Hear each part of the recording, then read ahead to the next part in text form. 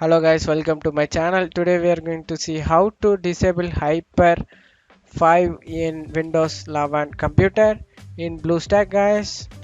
Let's fix that guys.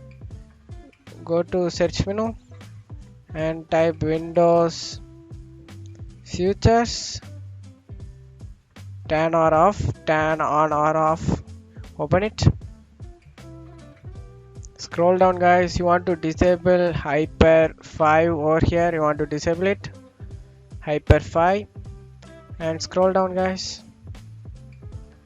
and select for Windows Hyper. We need to say Windows Hyper, search for it. If you not get this Windows Hyper platform, you need to click OK.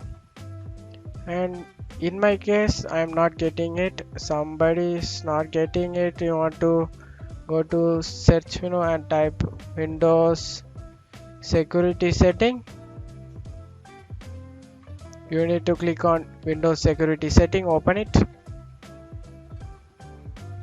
Sometimes Hyper 5 further not available in Windows further list. For this case I am going Windows security. I easily fix that guys. After going Windows security, you want to go to device security. Here you want to click on core isolation.